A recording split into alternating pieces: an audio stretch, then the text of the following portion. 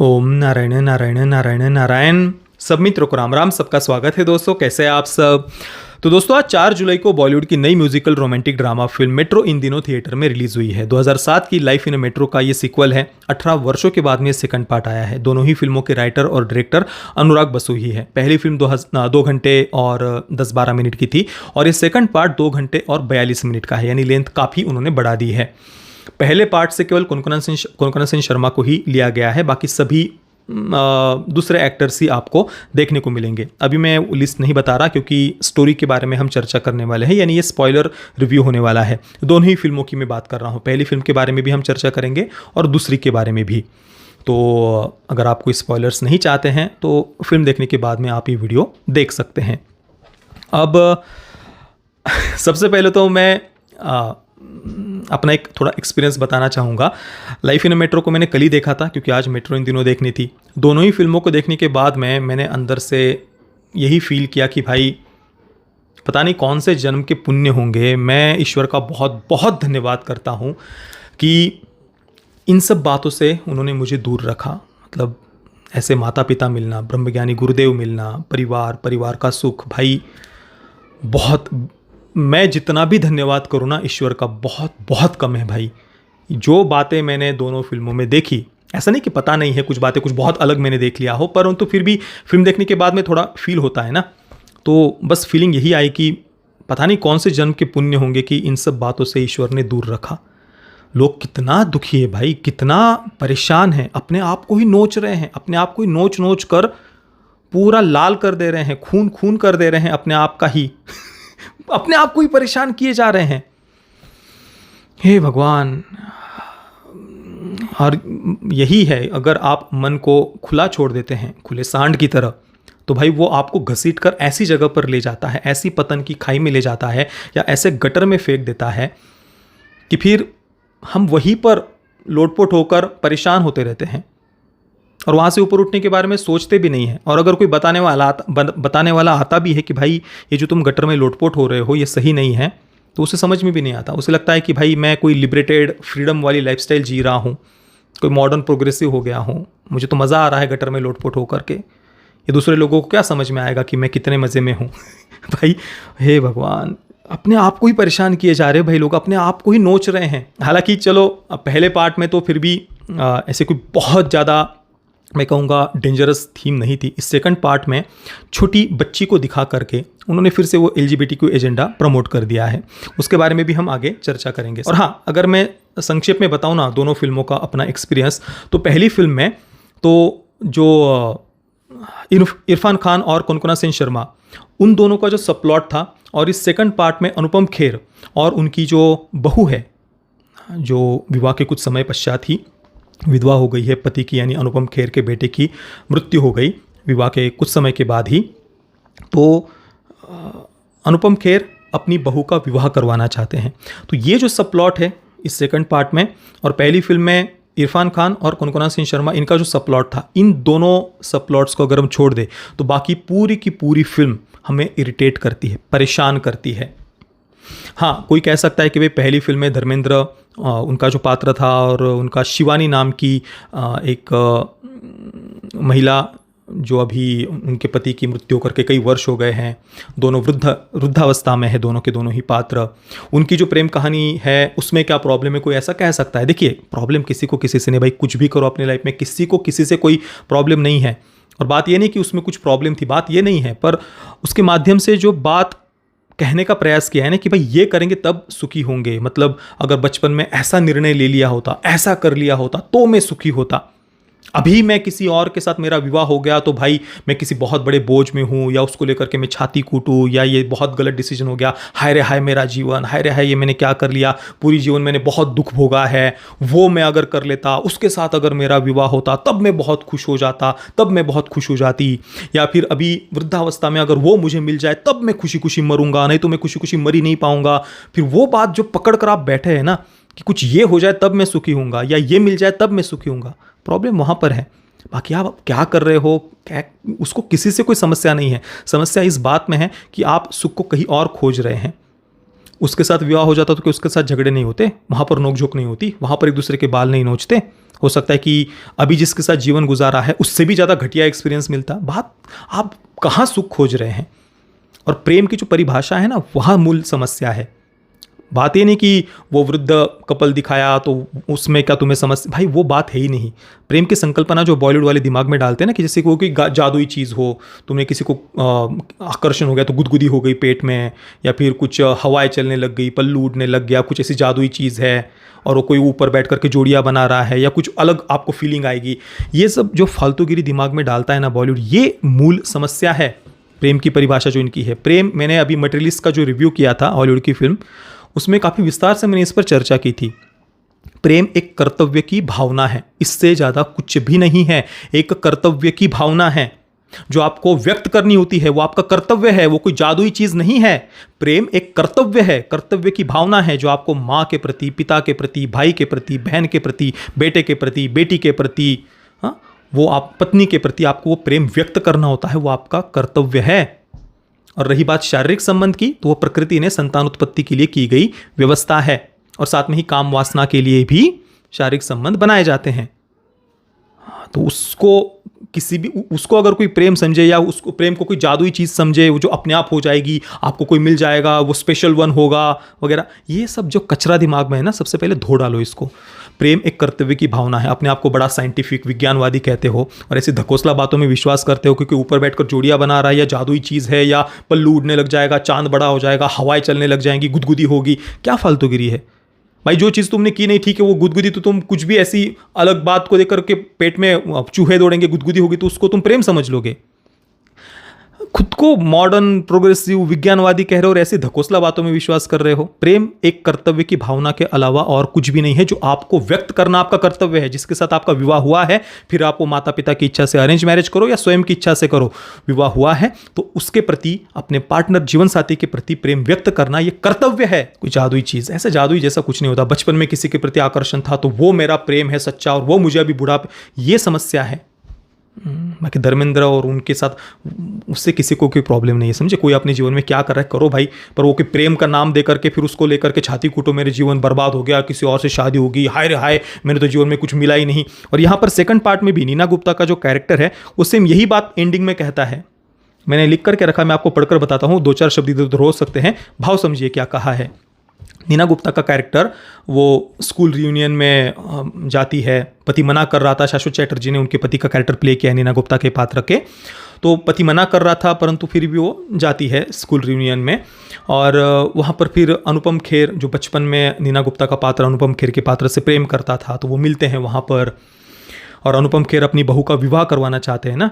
तो फिर वो कहते हैं कि मेरी झूठ मूठ में पत्नी बनकर घर पर चलो, बहू को थोड़ा परेशान करेंगे, वो मुझसे दुखी होकर के घर छोड़कर चली जाएगी और कम से कम उसका विवाह तो हो जाएगा, वो चली जाए, उसका घर बस जाए वगैरह। इस कारण से वो झूठ मूठ में नीना गुप्ता को अपनी पत्नी बना करके घर पर लेकर के जाते हैं, और कुछ दिनों तक नीना गुप्ता अनुपम खेर के साथ में ही रह रही है, उनके बेडरूम में ही सो रही है। अलग अलग सो रहे हैं, अनुपम खेर नीचे सोते हैं, नीना गुप्ता बेड पर सो रही है, परंतु एक रूम में ही वो सो रहे हैं, ये दिखाया है। अब स्कूल रियूनियन में मज़े वगैरह लेना, जब जो कुछ भी किया है वो मज़े वगैरह कर रही है, फ्रेंड्स वगैरह दिख रहे हैं बैकग्राउंड में, और ऐसे समय में नीना गुप्ता अपनी बेटियों से कहती है कि सारी ज़िंदगी ऐसी बिताती तो कितना अच्छा होता। हाँ, मतलब जो अभी मज़े हो रहे हैं ना, तो सारी ज़िंदगी ऐसे बिताती तो कितना अच्छा होता, पर ऐसा तो नहीं हो पाया। पर हम दिल की सुनते नहीं हैं, सारी ज़िंदगी सेफर ऑप्शन चूज़ करते हैं, इसलिए ना करके पछताने से अच्छा है करके पछताओ। बेशर्मों की तरह एंजॉय किया मैंने तो भाई इतने दिनों में, अभी पिछले कुछ दिनों में। ये तो लाइन बिल्कुल एग्जैक्टली वैसी, हाँ, बेशर्मों की तरह मैंने एंजॉय किया पिछले कुछ दिनों में। अच्छा, ऐसी ज़िंदगी बीतती तो कितना अच्छा होता, इसका क्या मतलब है? मतलब ज़िंदगी भर आपको वैसे नाच गाना ही करते रहना है?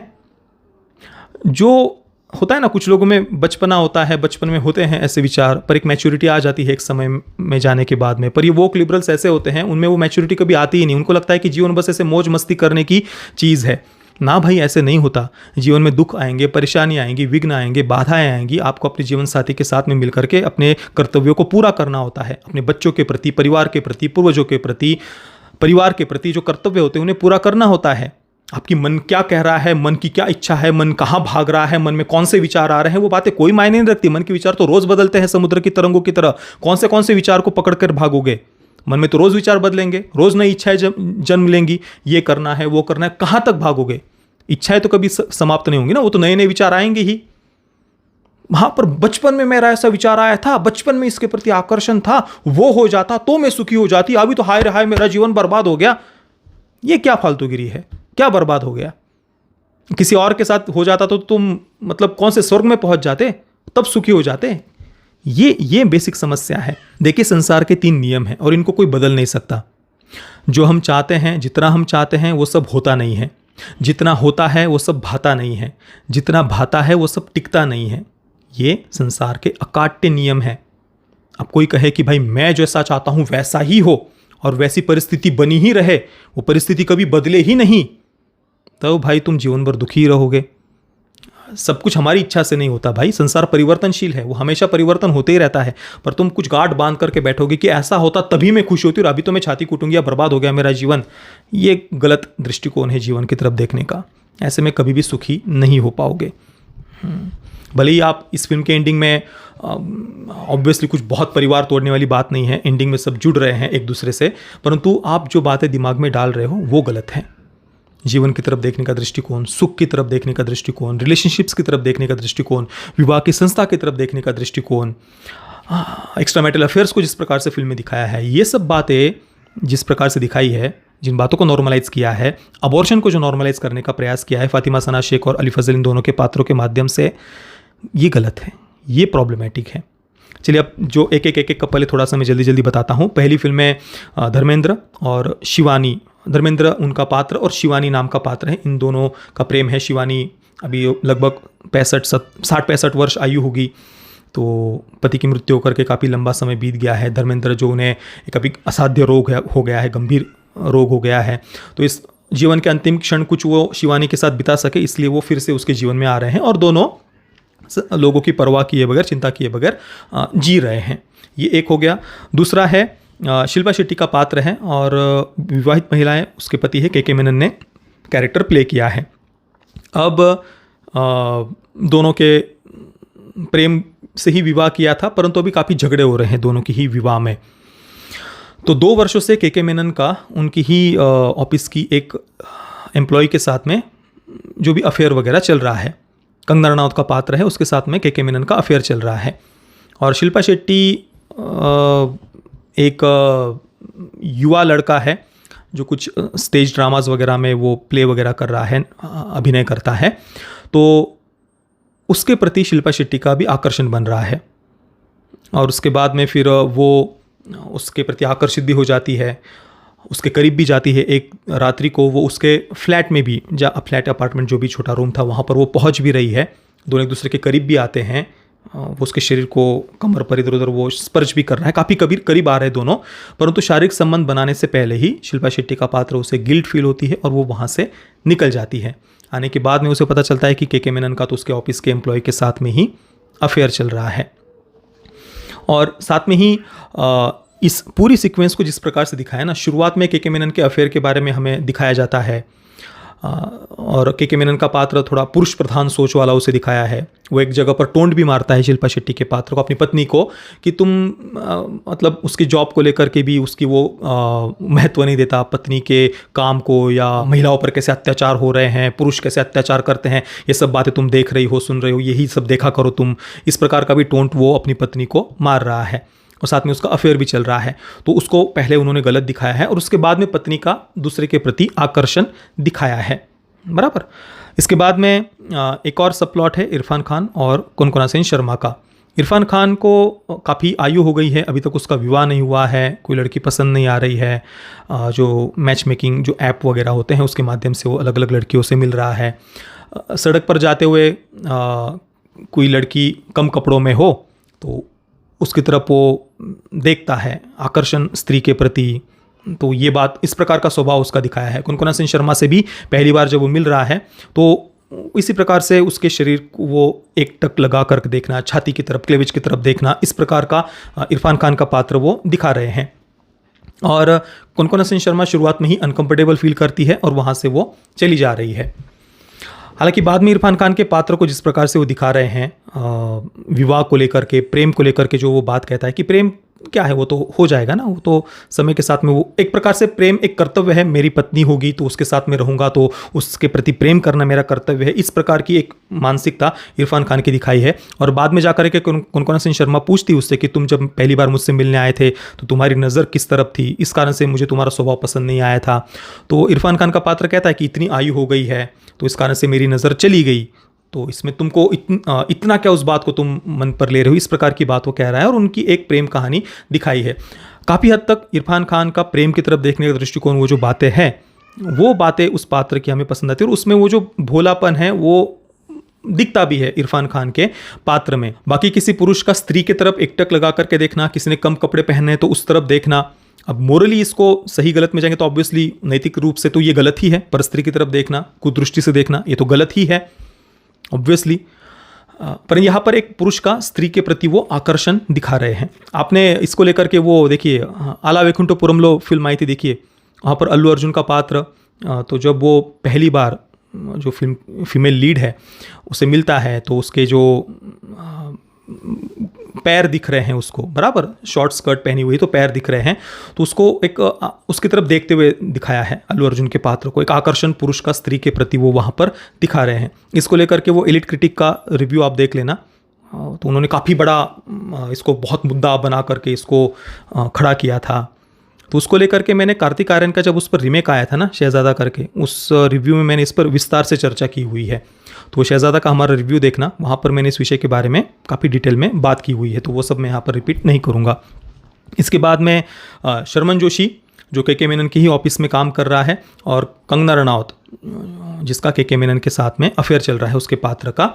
कंगना रनौत को पता भी है कि के मेनन विवाहित है, उसकी पत्नी है, बेटी है, परंतु फिर भी ये सब जानते हुए कंगना रनौत का पात्र उसके साथ में अफेयर में था, शारीरिक संबंध वो बना रही थी। शर्मन जोशी का ही एक फ्लैट है, और शर्मन जोशी ऑफिस में प्रमोशन हो सके इसलिए ऑफिस के जो अलग अलग एम्प्लॉयज़ हैं उसके साथ काम करने वाले, उनको वो फ्लैट देता है कि चलो तुम अपनी गर्लफ्रेंड या जिसके साथ भी तुम्हारा अफेयर चल रहा है, एक्स्ट्रा मैरिटल अफेयर चल रहा है, उसको तुम मेरे फ्लैट में लेकर के आओ, उसके साथ शारीरिक संबंध बनाओ, पर मुझे रिकमेंड कर दो बॉस के सामने, यानी के मेनन के सामने, कि वो मुझे प्रमोट कर दे। तो के मेनन तक की बात पहुंचती, उसको पता चल जाता है कि ऐसे ऐसे है, तो वो भी उससे शर्मन जोशी के पात्र से फ्लैट की चाबी मांग लेता है, क्योंकि उसे कंगना रनौत के पात्र को वहाँ लेकर के जाना है। तो आगे जाकर के फिर एक दिन के मेनन कंगना रनौत का पात्र जैसे उसको दिल टूट जाता है ऐसे दिखाया है, क्योंकि के मेनन मुंह पर बोल देता है कि भाई हमारा तो ये जस्ट अफेयर था, पहले से हमने कहा था कि भाई इसको हम आगे कहीं लेकर के नहीं जाने वाले, जस्ट हम एक शारीरिक संबंध बना रहे हैं, इस प्रकार से है। तो कंगना रनौत को ये सब बातें पहले से पता होती है कि विवाहित है, मैं सब जानते हुए उसके साथ शारीरिक संबंध बना रही हूँ। तो जब के मेनन का पात्र ये कहता है, ऑब्वियसली के मेनन का पात्र गलत ही है, यहाँ पर वो गलत ही कर रहा है, पर कंगना रनौत का पात्र ये जब वो कहता है कि भाई ये तो जस्ट पहले से हमें पता था कि भाई इस बात को हम आगे कहीं लेकर के नहीं जाने वाले, तो ये कहने के बाद कंगना रनौत का पात्र इतना टूट जाता है, वो आत्महत्या का प्रयास करती है। ये कुछ लॉजिक समझ में नहीं आता कि यहाँ पर उस पात्र में को ऐसी कौन सी नई बात पता चली थी, क्योंकि ये सब जानते हुए ही वो शारीरिक संबंध बना रही थी। उसको गिल्ट फील हुआ है ऐसा भी नहीं दिखाया, पता नहीं जो भी है। और इसके बाद में मनोज पहावा उनका जस्ट एक नेबर दिखाया है, शर्मन जोशी का जो फ्लैट है उसके बाजू के ही फ्लैट में मनोज पहावा का पात्र रह रहा है, और उसको जो भी है विवाह आयु के साथ में शरीर में जो प्रॉब्लम्स, शीघ्र पतन की बीमारी कह लीजिए, जो भी है वो उस पात्र को दिखाई है। और इसको लेकर के वो शर्मन जोशी के पात्र को कहता भी है कि भाई विवाह वगैरह जो भी करना है जल्दी कर लो, ज़्यादा आयु हो जाने के बाद में फिर प्रॉब्लम्स वगैरह आते हैं, इस प्रकार की वो बात कहता भी है। तो ये पहली फिल्म के सारे पात्र थे। इसके बाद में सेकंड फिल्म की बात करते हैं, मेट्रो इन दिनों। यहाँ पर नीना गुप्ता और शाश्वत चैटर्जी, उनके बारे में तो हमने चर्चा कर ही ली। अनुपम खेर नीना गुप्ता के पात्र के बचपन के प्यार के रूप में उनको दिखाया है। अभी अनुपम खेर की पत्नी और बेटे की मृत्यु हो चुकी है और अपनी बहू के साथ में वे रहते हैं, और बहू के पात्र को बड़ा ही प्यारा और मासूम दिखाया है। वो अपने ससुर जी की बहुत केयर करती है, क्योंकि पति ने जानते समय कहा था कि पिताजी का ध्यान रखना, तो वो बिल्कुल अपने पति से भी बहुत प्रेम करती थी, तो और ससुर जी का भी बहुत सम्मान करती है, तो वो उनका बहुत पूरी तरीके से ध्यान रख रही है। और अनुपम खेर भी चाहते हैं कि वो जीवन में आगे बढ़ जाए। उसका एक मित्र है जो लंदन से उसे मिलने के लिए आया हुआ है, तो वो चाहते हैं कि वो उसके साथ जाए, उसके साथ सेटल हो जाए। और इसी कारण से फिर वो नीना गुप्ता को ला करके घर में वो पूरा नाटक करते हैं, उसको परेशान करते हैं ताकि वो ससुर से परेशान होकर के निकल जाने का निर्णय ले ले। तो वो जो एक उतनी बात थी ना कि अनुपम खेर उसका विवाह करना चाहते हैं, उसको आगे जीवन में बढ़ने देना चाहते हैं, वो एक बात फिल्म में आपको प्यारी लगेगी। बहू का भी जो पात्र है वो बहुत मासूम और भोला भाला उसको दिखाया है।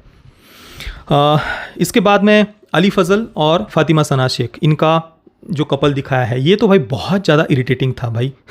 अली फजल सिंगर है, उसके अपने लाइफ में प्रॉब्लम चल रहे हैं, काम नहीं मिल रहा, इधर उधर वो बॉलीवुड में अलग अलग लोगों से वो कांटेक्ट कर रहा है। इम्तियाज़ अली का भी पात्र उन्होंने दिखाया है केमियो अपीयरेंस के रूप में, तो पर उसको काम नहीं मिल पा रहा। फातिमा सना शेख है, काफ़ी लंबे समय तक उनको प्रेगनेंसी नहीं रह रही थी, जैसे तैसे करके प्रेगनेंसी रह जाती है, परंतु फिर बाद में पता नहीं क्या हो जाता है। प्रेगनेंसी रहने के बाद में फातिमा सना शेख के पात्र का अचानक से, वो जहाँ पर काम करती है वहाँ पर एक सिंगल फादर कहा है उसे, उसका बेटा है और पिता अकेले बेटे को संभाल रहे हैं, तो अचानक से उसका उस सिंगल फादर के प्रति आकर्षण उसको हो जाता है। क्यों होता है, क्या कारण है भाई? वो कहती कि भाई स्वभाव अच्छा है, ऐसा वो कुछ बता रही होती है एक सीन में। जो आदित्य रॉय कपूर का कैरेक्टर है ना, उसको वो बता रही होती है कि वो सिंगल फादर कैसे वो अच्छा है, उसका स्वभाव कैसे अच्छा है वगैरह, ये बता रही होती है। तो जस्ट किसी का स्वभाव अच्छा लग गया, इस कारण से तुम्हारे मन में कुछ ऐसे सेक्सुअल अट्रैक्शन बन गया, ये क्या लॉजिक है इसके पीछे का? जबकि तुम गर्भवती हो, अभी बराबर प्रेग्नेंट हो, अली फजल के साथ में तुम्हारा विवाह हुआ है, सम्मति से विवाह हुआ है, और अचानक से एक सिंगल फादर के प्रति तुम्हारा आकर्षण बन गया। क्या लॉजिक है इस बात में, क्यों हुआ? और उसको वासना के रूप में दिखाने की अपेक्षा, वो पता नहीं वो रो रही है, धो रही है, उसको पता नहीं वो विचित्र विचित्र प्रकार से उसको उसके प्रति सिंपैथी बनाने का भी प्रयास वो कर रहे हैं। आगे जा करके फातिमा सना शेख का कैरेक्टर अबॉर्शन करने का निर्णय ले रहा है पति को बताए बगैर, तो उस बात को भी नॉर्मलाइज कर रहे हैं, अबॉर्शन करने की बात को। फिल्म के एंडिंग में फिर कुछ 3 वर्ष फिल्म आगे बढ़ जाती है, बिल्कुल एंडिंग की मैं बात कर रहा हूँ, तो वहाँ पर फिर फातिमा सना शेख के हाथ में कुछ 1 वर्ष का बच्चा उन्होंने दिखाया है। तो मतलब जो उसको प्रेगनेंसी रही थी वो उसने अबॉर्ट कर दिया था, अभी फिर से उनको संतान हुई है, ये वो दिखा रहे हैं। तो वो अबॉर्शन को भी वहाँ पर वो नॉर्मलाइज कर रहे हैं उस कपल के माध्यम से। बाकी अली फजल का पात्र वो जस्ट स्ट्रगल कर रहा है काम के लिए, और फिर भी वो क्यों, फिर फिल्म के एंडिंग बाद में फिर वो माफ़ी भी मांग रहा है फातिमा सना शेख के पात्र से ही। क्यों माफ़ी मांग रहे हो भाई? तुम तो अपना काम कर रहे थे, मेहनत कर रहे थे, परिश्रम कर रहे थे काम मिलने के लिए, तो तुम वहाँ पर जाकर के फिर क्यों गिड़गिड़ा रहे हो, रो रहे हो, जबकि अबॉर्शन उसने किया है पति को बताए बगैर। हे भगवान। चलो, इसके बाद में आदित्य रॉय कपूर और सारा अली खान का पात्र। आदित्य रॉय कपूर को एक प्ले बॉय के रूप में, कैसानोवा वगैरह जो कहते हैं ना बॉलीवुड वाले, बॉलीवुड के जो सो कॉल्ड राजा महाराजा जो अपने आप को समझते हैं, वो कुछ इंटरव्यू वगैरह में कहते भी कि भाई मेरे बेटे को मैं ऐसा बनाना चाहता हूँ, कुछ कैसानोवा वगैरह, अलग अलग लड़कियों को घुमाए वगैरह। तो उस प्रकार का पात्र शायद ये दिखा रहे, मतलब मैं उदाहरण देने के लिए जस्ट कहा ऐसे ही। तो आदित्य रॉय कपूर का पात्र कमिटमेंट वगैरह वो किसी के साथ करता नहीं, अलग अलग लड़कियों के साथ में वो शारीरिक संबंध बनाते रहता है। दूसरी तरफ है सारा अली खान का पात्र, एक ऑफिस में वो काम कर रही है, और ऑफिस के ही जो उसका कलीग है उसके साथ में उसका एंगेजमेंट होने वाला है, उसके साथ वो विवाह करने वाली है, या शायद एंगेजमेंट हो गया था और विवाह होने वाला है। और उसको कमिटेड दिखाया सारा अली खान के पात्र को अपने बॉयफ्रेंड के प्रति। फिल्म की शुरुआत में वो गलती से उसका कुछ फ्लैट, जो अपार्टमेंट का नाम है वो गलत सेम नाम का होने के कारण दूसरे किसी अपार्टमेंट में वो पहुंच गई थी, और वहाँ पर वो पहुंची थी आदित्य रॉय कपूर के ही फ्लैट में। हालांकि उस फ्लैट की चाबी उसके पास में कैसे आई, और इतना चलो अपार्टमेंट का नाम सेम है, इसका मतलब आप पूरी दूसरी जगह ही पहुंच जाओ जो काफ़ी दूर भी है तुम्हारे अपार्टमेंट से। उस बात का कोई लॉजिक था नहीं, परंतु फिर भी जस्ट उनको दिखाना था तो दिखा दिया। क्यों दिखाना था वो भी मैं आपको आगे बताऊंगा।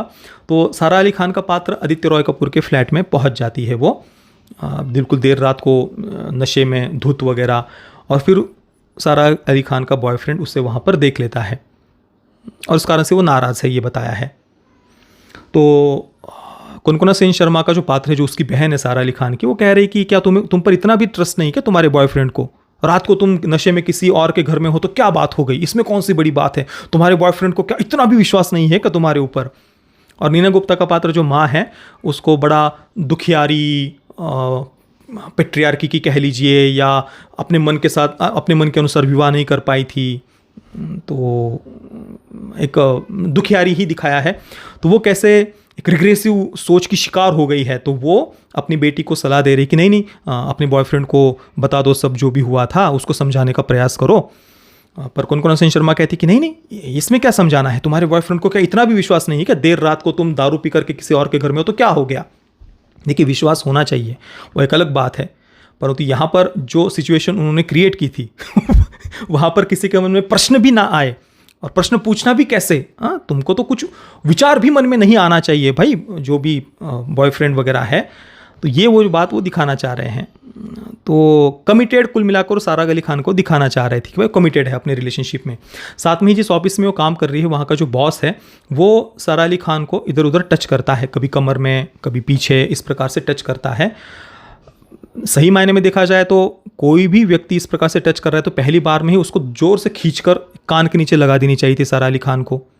पर फिर भी पता नहीं, अब स्ट्रॉन्ग इंडिपेंडेंट वुमन है ना, तो खींचकर एक कान के नीचे लगा दो, तुमको गलत जगह पर टच कैसे किया उसने, पर वो किस कारण से पता नहीं, पर वो सहन कर रही है क्योंकि उसका, और इसके पीछे का रीज़न क्या दिखाया है, वो भी उसके लिए भी बॉयफ्रेंड दोषी है कि बॉयफ्रेंड कह रहा है कि नहीं नहीं, तुम अगर बॉस के विरुद्ध कुछ करोगी तो वो मेरा प्रमोशन रोक देंगे, तो इस कारण से फिर वो सहन कर रही है। इसके पीछे क्या लॉजिक है भाई, मतलब कोई सेंस है इस बात का, कोई तुम्हें टच कर रहा है तो कैसे, जिन लड़कियों को गांव की जो बच्चियां होती, महिलाएं होती है, उनको बड़ा ये पेट्रियार्की का शिकार और दुखियारी पता नहीं क्या क्या दिखाते हैं भाई, वहाँ पर तो उल्टा कोई इस प्रकार से कोई हरकत भी करे ना तो वो लड़कियां डंडे से पीट देंगी गांव की, खींच कर कान के नीचे लगा देंगी। और जो अपने आप को स्ट्रॉन्ग इंडिपेंडेंट कहते हैं वो हमेशा छाती क्यों कूटते रहते हैं, ये मेरी समझ से परे है। कम से कम खींच कर लगा दो ना भाई कान के पीछे, कंप्लेंट कर दो जो भी है। पर वो उसके लिए भी बॉयफ्रेंड दोषी है, ऐसा उन्होंने दिखाया है। पर फिल्म के एंडिंग में वो अपने बॉस को थप्पड़ मार रही है और फिर वो निकल जा रही है। बाद में फिर जो बॉयफ्रेंड है वो आकर के माफ़ी भी मांग रहा है कि हाँ ये मेरी गलती थी कि मैंने तुमको रोका था, तुम सही हो, मैंने उस ऑफिस से रिज़ाइन कर दिया है। तो वो आया भी है, उससे माफ़ी भी मांग रहा है, क्षमा भी मांग रहा है सारा अली खान से, जिसके साथ उसका विवाह होने वाला है। परंतु फिर भी नीना गुप्ता का जो उपदेश था ना, जो मैंने थोड़ी देर पहले बताया कि सारी ज़िंदगी ऐसे बिताती तो कितना अच्छा होता, हम दिल की नहीं सुनते हैं, सारी ज़िंदगी सेफर ऑप्शन चूज़ करते हैं, तो कल इसलिए ना करके पछताने से अच्छा है करके पछताओ। ये उपदेश उसने सुना हुआ होता है माँ का जस्ट कुछ समय पहले ही। तो वो जो बॉयफ्रेंड उसको छोड़ करके वो आदित्य रॉय कपूर के पात्र के पास भाग रही है। चलो अच्छा है, बॉयफ्रेंड कोई सही था, किसी भी प्रकार से ये बात नहीं है, पर जिस व्यक्ति के पास तुम भाग रही हो वो कौन सा अच्छा है, वो तो रोज़ इधर उधर लड़कियां बदल रहा है, वो पता नहीं प्ले बॉय कैसे, पता नहीं क्या क्या है।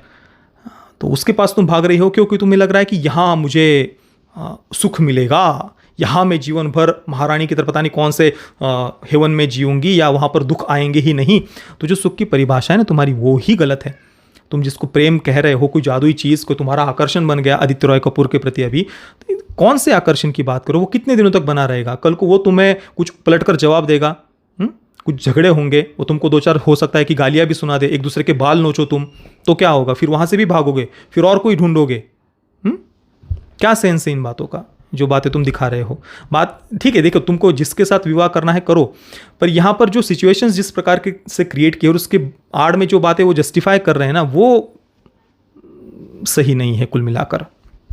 और हाँ, अब जो एलजीबीटी को एजेंडा वाली बात है, कोनकोना सेन शर्मा और पंकज त्रिपाठी, उनके पात्र के बारे में तो बात करनी रहेगी। कोनकोना सेन शर्मा और पंकज त्रिपाठी विवाहित है, और पंकज त्रिपाठी वो अभी वो टिंडर नहीं, जिंजर कुछ ऐसा शब्द उपयोग किया, ऐप है ऑनलाइन, वो अलग अलग महिलाओं को दूसरी वो खोज रहे हैं। तो इससे पहले 6-7 महिलाओं के साथ में वो इस प्रकार से चैट कर चुके होते हैं, और जस्ट ऐसी कैजुअल उन्होंने बातें की हुई होती है, और उनमें से एक महिला के साथ में पंकज त्रिपाठी ने किस वगैरह किया था, ऐसा वो बताते हैं। और फिर ये बात कोनकोना सेन शर्मा को यानी उसकी पत्नी को पता चलती है, और इसके बाद में फिर वो खुद जिंजर पर उस ऐप पर अकाउंट बना रही है, और पति के साथ में वो बात करने लगती है, चैटिंग वगैरह वो करने लगते हैं, फ्लर्ट वगैरह भी वो करती है। और एक दिन वो पंकज त्रिपाठी को एक होटल रूम में बुला रही है, और वहाँ पर उसकी आंखों, उस रूम में बुलाकर अपनी एक फ्रेंड की मदद से वो पंकज त्रिपाठी की आंखों पर पट्टी बांध करके उसके कपड़े उतार देती है, और होटल में पूरा वो रिसेप्शन वगैरह के पास में ला करके अंडरपैंट में उसका फ़ोटो वगैरह वो खींच लेती है। और फिर वो पंकज त्रिपाठी को घर आने के बाद में उसके मुंह पर कपड़े फेंकती है, यानी बता देती कि भाई मुझे पता चल गया है तुम्हारे ये सब के बारे में, और वो अपनी बेटी को लेकर के मायके चली जा रही है। इसके बाद में फिर पंकज त्रिपाठी का पात्र पूरी फिल्म में माफ़ी मांग रहा है, क्षमा मांग रहा है, माफ़ कर दो, गलती हो गई, ऐसे तैसे, मुझे तुम्हारे साथ में ही रहना है, ये सब हो रहा है। कोनकोना सिंह शर्मा का पात्र फिर उसके जो पिता है, कोनकोना सिंह शर्मा के जो पिता है शाश्वत चैटर्जी, नीना गुप्ता और शाश्वत चैटर्जी, हाँ, तो शाश्वत चैटर्जी ने भी अपनी ही साली के साथ में उनका शारीरिक संबंध बना था, परंतु नीना गुप्ता ने यानी उनकी पत्नी ने माफ़ कर दिया था और वो एक साथ में रहे हैं, ये उन्होंने दिखाया है। तो उस बात को भी वो अपनी माँ के साथ में मेंशन करती कि पापा ने जब मौसी के साथ में ये किया था तब तुम क्यों चुप रही, तुमने क्यों विरोध नहीं किया, तुमने क्यों छोड़ नहीं दिया पापा को, तुम क्यों अलग नहीं होगी, डिवोर्स नहीं लिया, तुमने क्यों माफ़ कर दिया, मैं क्यों माफ़ करूँ अपने पति को। तो इसके बाद में जो शाश्वत चैटर्जी है वो बेटी को कह रहे कि देखो मुझसे गलती हो गई, परंतु फिर भी तुम्हारी माँ से मैंने प्रेम किया है, हमेशा जीवन भर साथ रहे हैं, मेरा उसके प्रति ही प्रेम रहा है, उसने मुझे एक और मौका दिया, तुम अपने पति को मौका दो, ऐसा वो कह रहे हैं। इसके बाद में फिर कोनकोना सिंह शर्मा और पंकज त्रिपाठी वहाँ से निकलते हैं गोवा के ट्रिप के लिए। अब गोवा जाते समय कोनकोना सिंह शर्मा अलग हो जा रही है उससे, गाड़ी लेकर के वो चली जाती है पंकज त्रिपाठी को यानी अपने पति को रास्ते पर छोड़ करके, और गाड़ी ले जा रही है। गोवा में जाने के बाद में एक यंग लड़का उसे मिलता है, युवा लड़का जो 24-25 वर्ष का होगा, शायद कोनकोना सिंह शर्मा से आधी आयु का होगा, आधी से भी कम होगा शायद।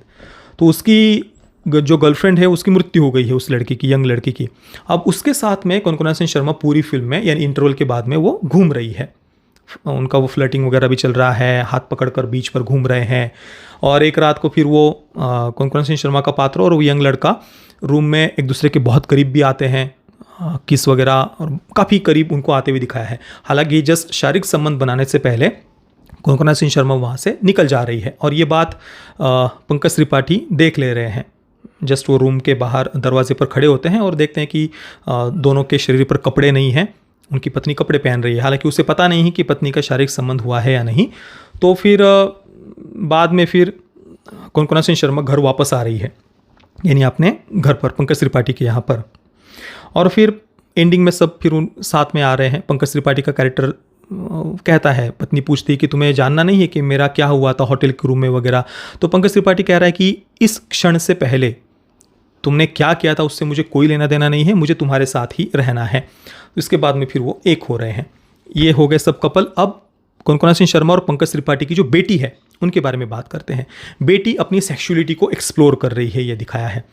मेरी सेक्सुअलिटी क्या है, मैं लेस्बियन हूँ या स्ट्रेट हूँ, ये उसको खोजना है। जो LGBTQ एजेंडा है, मतलब आपकी मन की वृत्ति जहाँ लेकर के भाग रही है आपको वहाँ पर भागना है।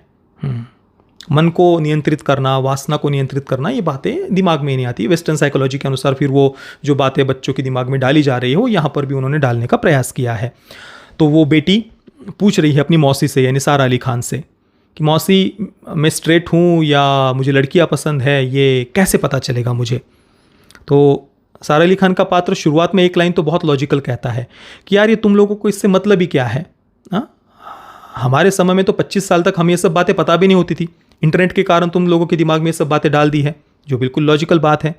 क्या मतलब है बच्चों को सो कॉल्ड सेक्सुअलिटी को एक्सप्लोर करना। वेस्ट में आज 40% बच्चे अपने आप को LGBTQ कम्युनिटी से बताते हैं। क्यों? क्योंकि भाई मन को कंट्रोल, अगर आपको बताया जाए कि आपको मन को कंट्रोल नहीं करना है तो ऑब्वियसली किसी को भी वो विचारधारा पसंद आएगी कि भाई मैं जिसके साथ चाहे उसके साथ सो सकता हूँ, जितनों के साथ चाहे उतनों के साथ सो सकता हूँ, अपने आप को बायसेक्सुअल कहकर मैं अनेकों के साथ शारीरिक संबंध बना सकता हूँ। प्रॉब्लम क्या है? फिर अलग अलग प्रकार से एक्सप्लोर करेंगे।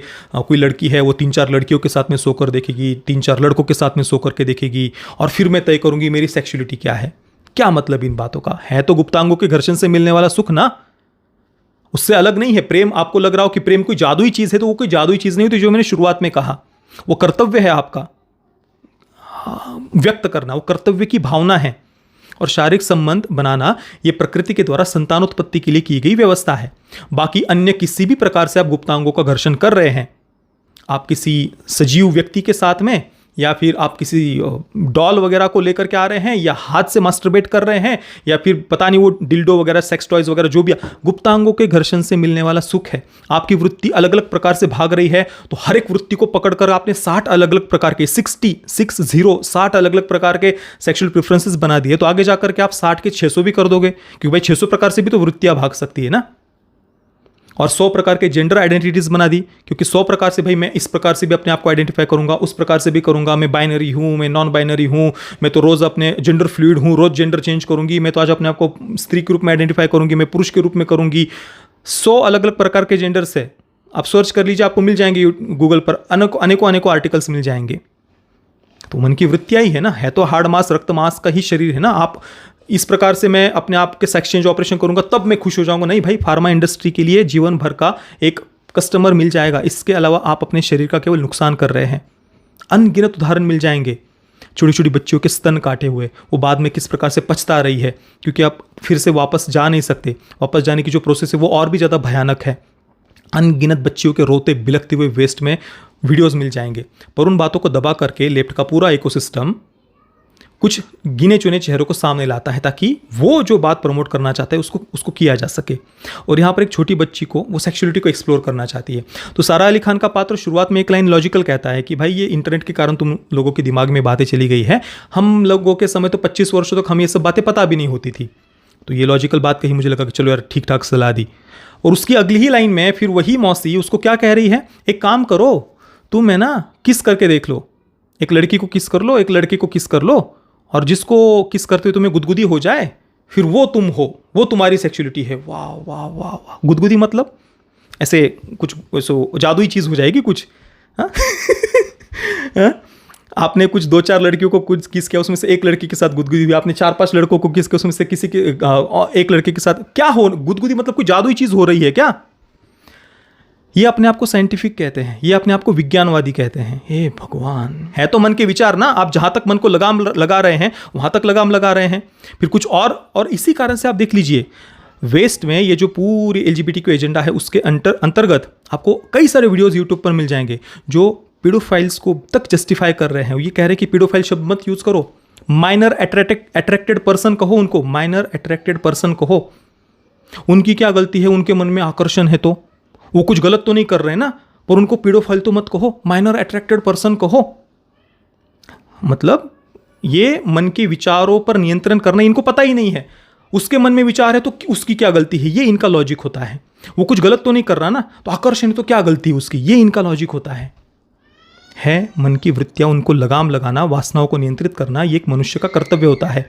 बाकी अगर आपने मन को खुली छूट दे दी, मैं ये भी एक्सप्लोर करके देखूंगा, वो भी एक्सप्लोर करके देखूंगा, तो फिर भाई आप 60 प्रकार के सेक्सुअल प्रेफरेंसेस को एक्सप्लोर करो, अपने आप को पैन सेक्सुअल कहो, ओमनी सेक्सुअल कहो, है ना। बहुत सारे लोग कहते हैं मैं पैन सेक्सुअल हूं, मैं ओमनी सेक्सुअल हूं, तो मतलब क्या, आपने लगाम नहीं लगाई।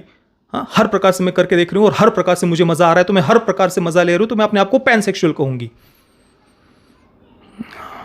तो किसी एक प्रकार से मजा नहीं आया तो फिर उसका एक अलग सेक्सुअल प्रेफरेंस हो गया, 4 प्रकार से मजा नहीं आया और 2 प्रकार से आया तो उसका एक अलग सेक्सुअल प्रेफरेंस हो गया। इस प्रकार के सेक्सुअल प्रेफरेंसेस खोज करके रखे हैं।